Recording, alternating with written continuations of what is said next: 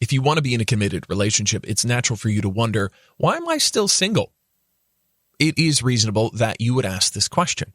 If you aren't sure why you're single yet, this list may help you recognize your personal challenges in a more clear and concise manner. Once you have this newfound knowledge, you'll be able to take the necessary steps to rid yourself of them. Watch this video till the end to know in more detail. Before moving ahead, make sure you subscribe to us and press the bell icon if you're into relationship advice, and know that it benefits you. It'll help us a lot and motivate us also to produce more and more content like this. Here are 10 signs why you're single. Number 1, you've had a bad string of relationships.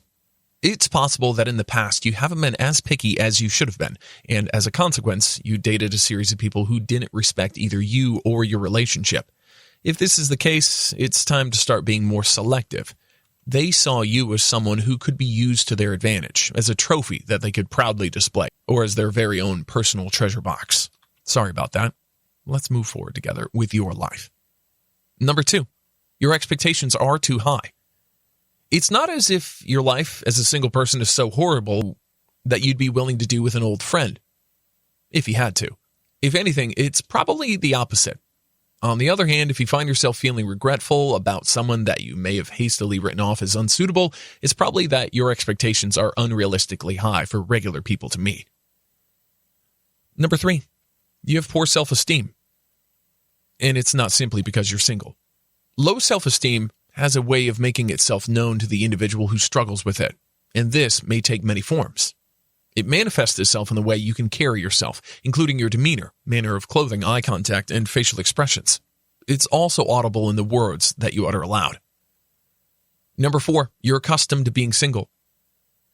If you're going to be in a serious relationship, you'll have to give up some of your independence you've enjoyed as a single person, and even if you're willing to do this change, if it's someone worth it, it's possible that you're unconsciously sabotaging yourself so that you may continue to enjoy the benefits of being single. Number 5, I'm okay on my own, you convince yourself. You have the impression that being alone yourself can fulfill all your needs. In the end, your happiness does not depend on the actions of another person. As a consequence, you give up.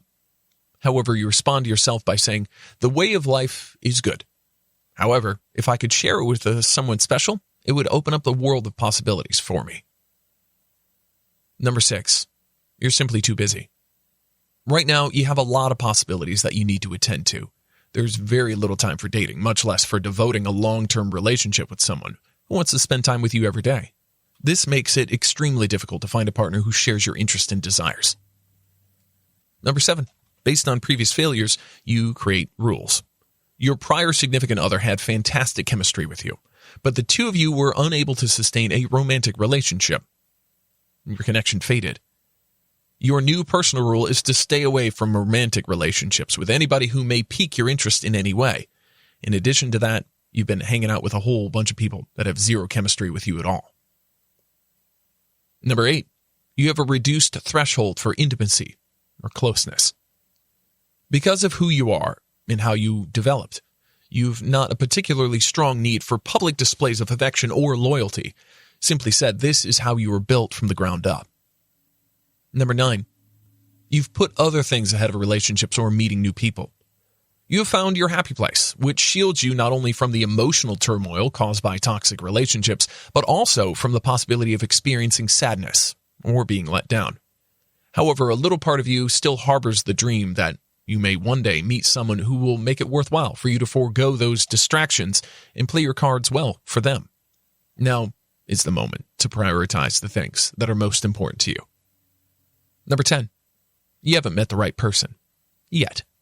It's possible that you don't have a partner because you haven't discovered the one who can enrich your life the way you hoped they would. It's conceivable despite the fact that this may seem like a cliche.